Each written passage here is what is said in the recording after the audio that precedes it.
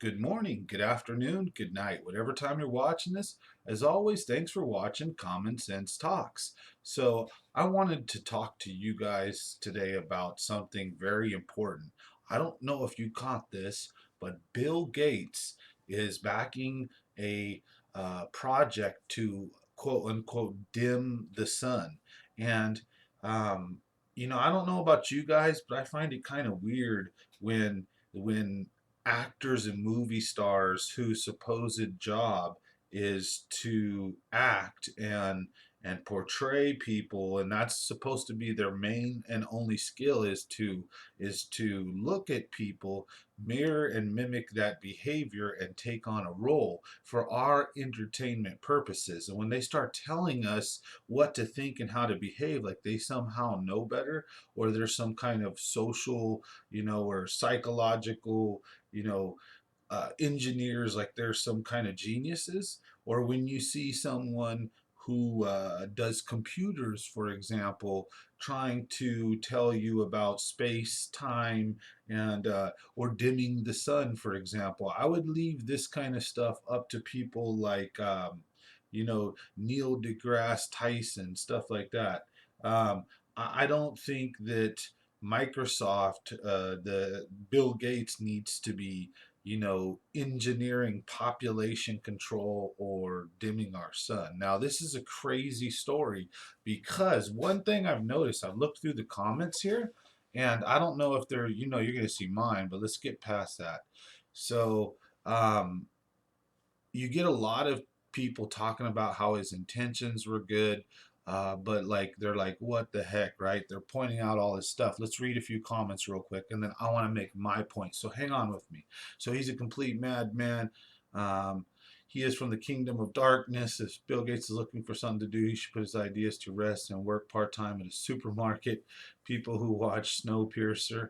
These elites are playing games with our lives. The guy who cuts his hair with gardening shears. I think his intentions are really good.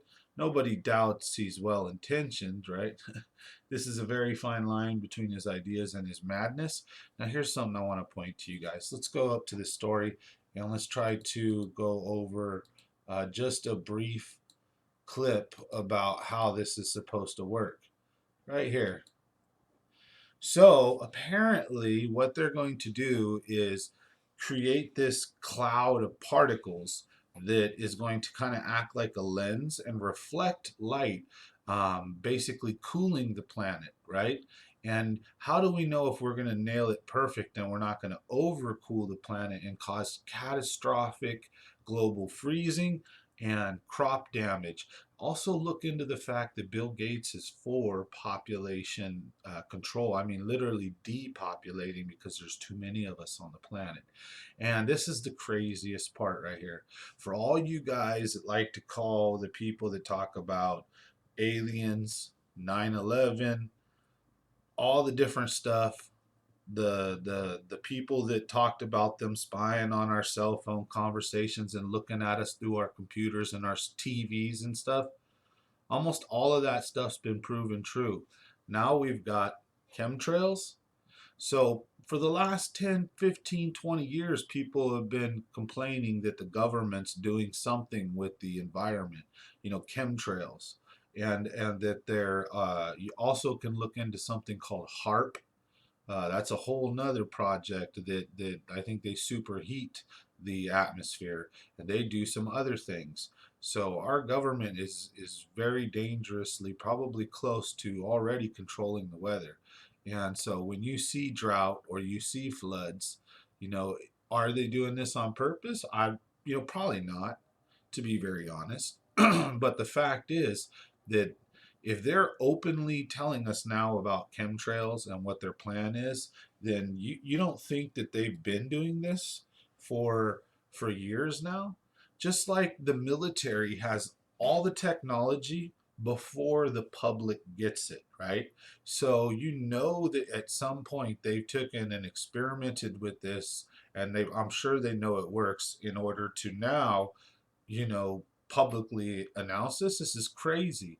Now, I'm not saying that's for sure what's going on, but it seems very strongly correlated that for the last 10 years, we've all grown up watching airplanes fly in the sky, and we know what a traditional airplane plume looks like, and what it would do. And then how come you would notice too that for back in the days, unless it was a jet, you didn't really see plumes in the sky. You'd see these planes flying, and look up now, and why do you see? Well, you'd say some are probably propellered, and some are maybe jet engine, might be why. I don't know. I'm not a pilot. That'd be a good question for Justin Thomas, right? But we've seen a lot of planes suspiciously leaving trails on places on their wings and things that normally you wouldn't see. And they become much more prolific. The clouds seem to kind of hover around and create a haze, if you haven't noticed. And they've been doing this, what now, 10, 20 years? And now all of a sudden they're admitting it to it. This is pretty crazy. If you haven't checked this story out, check it out. So, what do you guys think? Controversial. In the comment below, let us know, what do you think about, for one, people that don't specialize in certain fields, really trying to influence and control those fields. What do you think about like movie stars and actors, or Bill Gates, or other such people trying to do things that are very scientific or factual, as far as like you would think that like on some Star Trek level stuff, that that this would have to be backed by pure science. But it almost seems like it's ideology, and they're willing to throw the whole world to hell in a handbag in order to attempt their how do you say, their pet projects or their ideas. And then if they backfire, well, hey, they were well intentioned, right? Oh, we needed to save the earth, or the humans, or this, or we needed to depopulate, or whatever stupid ideas. Because these rich, powerful people, when they get to the level of Mark Z, when they get to the level of Bill Gates and all that, and Bezos, they almost bow to no man. They have enough power to make entire countries and states and businesses and Fortune 500 companies just move and lurch. I mean, look at what happens, MLB moving out of Georgia because of voter suppression. Check this out. If you want to go get a job, you need an ID. You want to drive, you need an ID. You want to go like cash a check or go get a bank account, you need an ID.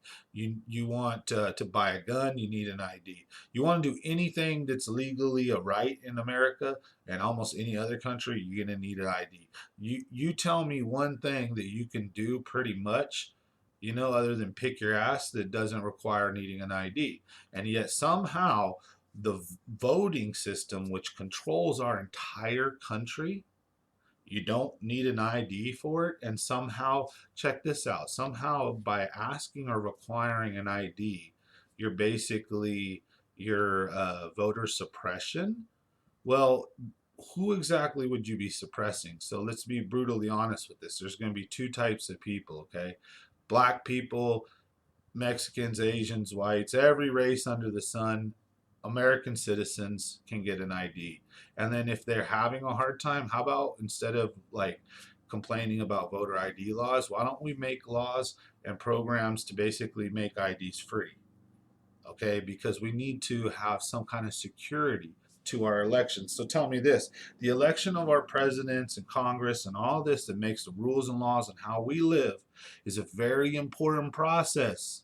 Don't you want some security to make sure it's not rigged, to make sure it's not stolen, to make sure it's not messed with?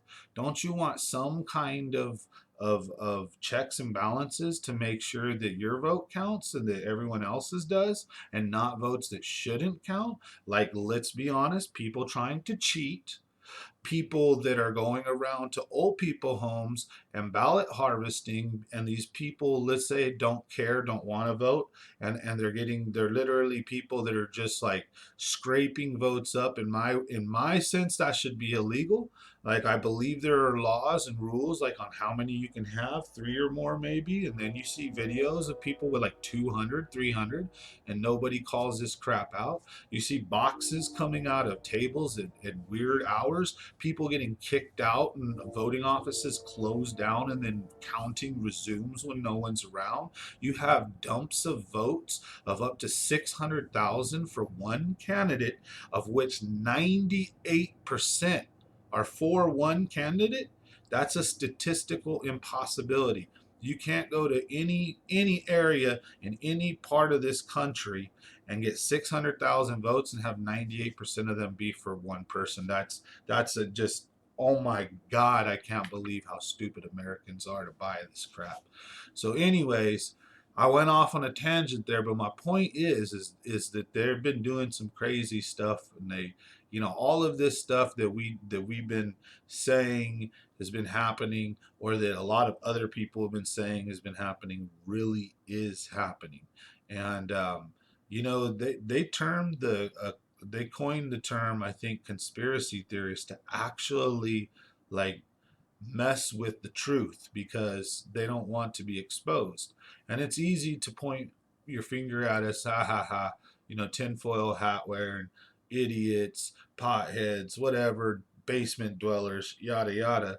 But the point is, this stuff is true. You guys need to pull your head out your arse and think critically. Don't believe what I'm telling you either.